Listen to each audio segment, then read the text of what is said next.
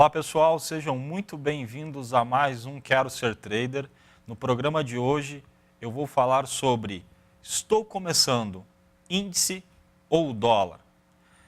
Bem, essa é uma dúvida que a grande maioria tem, né? São os dois principais contratos futuros com maior liquidez que a gente tem para se operar no mercado hoje e surgem algumas dúvidas com relação às características que cada um desses dois contratos tem.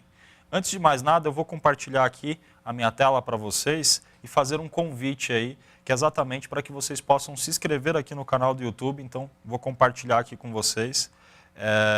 A gente tem exatamente aí várias videoaulas falando sobre a minha estratégia, falando sobre diversos temas e semanalmente eu tenho postado vídeos novos aí para vocês aqui exatamente no meu canal do YouTube. Então, convido vocês a se inscreverem. São diversos temas. Além disso, aqui eu também sugiro dois canais para quem me acompanha aí, né? Eu sugiro dois canais que foram meus professores, o Igor Rodrigues Luiz e também o André Moraes, que tem muito tema aí disponível para vocês, tá ok? Bom, voltando aqui então, o que a gente pode destacar para quem está começando? O índice futuro, né? Ele possui uma carteira teórica, né? Que influencia também a sua variação, a sua cotação. Então é muito importante você entender que a carteira teórica do índice é composta por várias ações e cada uma dessas ações possui um peso específico dentro da composição do índice. Logo, quando a gente tem, por exemplo, um setor mais forte do que o outro, a gente tem muitas vezes um contrapeso na balança. Você pode eventualmente ter Petro e Vale muito forte junto com a Ambev no campo positivo, mas, por um outro lado, você pode ter exatamente os bancos no campo negativo. A sugestão para que você possa fazer uma leitura mais bem estruturada do índice futuro, principalmente para day trade e também o scalper, é que você consiga analisar melhor como estão os principais papéis que fazem parte da carteira teórica do índice. Você pode fazer uma pesquisa aí no Google encontrando a carteira teórica do índice e saber qual é o percentual de peso de cada um desses ativos. A segunda dica que eu tenho que passar com relação ao índice é a seguinte: ele é extremamente volátil, né? Ele é mais volátil na maior parte do tempo do que o dólar propriamente dito. Então, você que está começando a dar os primeiros passos, ainda não domina muito exatamente como funcionam esses dois principais contratos futuros, é importante você, assistindo essa videoaula, saber que ele tem uma volatilidade bem maior do que outros ativos, como o dólar, na maior parte do tempo, ou até mesmo como a maioria das ações, tá certo? Outra questão, ao começar a operar o índice, né, é importante você saber que os stops que a gente utiliza no índice possuem um spread maior na defesa. O que isso significa?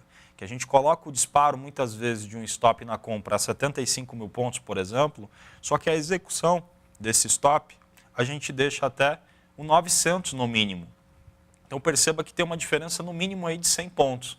Isso vai evitar com que, no momento de maior volatilidade, você tenha menor chance de pular o seu stop. Detalhe importante aqui também, com a abertura do Dow Jones, que para o horário Brasília acontece às 10 horas e 30 minutos, a gente tem uma volatilidade maior naquele momento. Então, é mais uma característica que eu estou passando para vocês. Por que isso acontece? No momento que o Dow Jones abre, a gente tem as ADRs de ativos que são cotados aqui e que possuem ações lá fora também, certo? Negociação lá fora, como é o caso da Petrobras, da Vale, entre outros ativos, acabam abrindo e o mercado, nos primeiros minutos, sofre um ajuste e muitas vezes esse ajuste acontece de uma forma mais brusca, de uma forma mais rápida. Então a gente vai ver barras mais expressivas no índice. Além, claro, da abertura das 10 horas da manhã, que é exatamente onde as ações começam a cotar. Isso também influencia, de certa forma, o índice. O que acontece? Muitas vezes o índice abre às 9 horas da manhã, com um gap, por exemplo, de alta de 500 pontos, aí ele começa a acumular ali, e quando as ações começam a abrir, se elas abrem e sobem mais do que o mercado conseguiu precificar até às 10 horas da manhã, normalmente o índice acaba subindo junto, acaba acompanhando essa movimentação. Quando o mercado tem o oposto, ou seja, as ações abrem com gap e depois passam por uma realização, é natural que a gente tenha uma mudança de comportamento no índice. Então eu destaco essas características para o índice. Agora falando de dólar, o dólar por sua vez também tem uma característica de muita liquidez, o que é muito bom para o day trade e o scalper, porém ele sofre menos influência como o índice. Né? O índice tem tantas variáveis que influenciam ele. Né? O dólar um pouco menos. O dólar é muito mais a condição macroeconômica propriamente dito do que no caso do índice que a gente tem uma carteira teórica. No dólar eu destaco o seguinte, primeiro, ele é um pouco mais alavancado, né? A cada meio ponto que ele oscila, a gente vai estar falando de R$ 5,00 no mínimo por mini contrato operado. Né? A outra característica que a gente tem é que ele respeita muito alguns dados. Um desses dados é exatamente o payroll, que é uma das notícias mais esperadas ao longo do mês. Né? Normalmente ela é divulgada na primeira sexta-feira do mês, exceto se cair num dia de feriado, a gente pode ter aí alteração com relação a isso. Então, o que eu destaco para vocês é que o dólar ele tem vida mais própria do que o índice. O índice ele sofre mais influência propriamente dito, tá ok? Via de regra, em questões de margem, em questões de características operacionais, o que muda basicamente é exatamente a quantidade de casas decimais que você tem no dólar para o índice. Né? O restante, as margens são muito parecidas. Né? Hoje, a cada R$ 80,00 que você tem em conta, você consegue, aí, em média, operar ou um contrato de índice ou um contrato de dólar. Os custos, né, operacionais também são os mesmos, tá certo? Então, isso não muda muito de um contrato para o outro.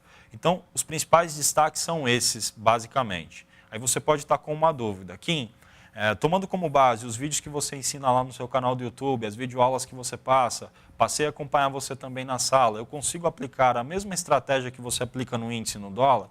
Na verdade, eu tenho um único setup, que ele se encaixa exatamente no dólar, no índice e nas ações. A minha maneira de ler o mercado ela é muito parecida para todos os ativos. Eu mudo muito pouca coisa, tem um ajuste só aqui ou ali para ações, mas que no caso do índice do dólar não muda absolutamente nada. Então, se você está começando, né, primeiramente, vai para uma conta demo, aprende um pouco mais como funcionam os contratos futuros. Eu vou gravar uma videoaula que explica toda a parte teórica por trás dos contratos futuros, além dessa aula que eu estou fazendo com vocês, mais dinâmica, tá certo?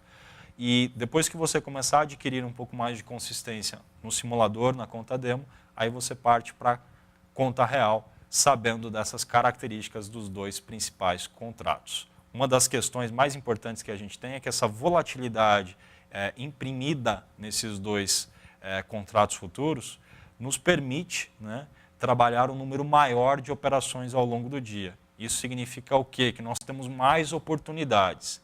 Logo, se a gente dá um passo atrás a esse comentário, o que a gente precisa fazer? Controlar a ansiedade operacional. Ao longo do dia, provavelmente nós vamos ter muitas outras opções para compra ou para venda nesses dois contratos futuros. Então, ansiedade zero, espera para encontrar as melhores características, porque os dois costumam ser muito voláteis, tá bom? Espero que vocês tenham gostado dessa videoaula. Mandem suas sugestões de temas. Se inscrevam no canal do YouTube para que vocês possam acompanhar os outros temas que eu já gravei para vocês e também receber as notificações quando eu posto vídeos novos aí também no YouTube. Eu vou ficando por aqui. Desejo a todos vocês bons negócios. Um grande abraço do Kim e até o próximo Quero Ser Trader.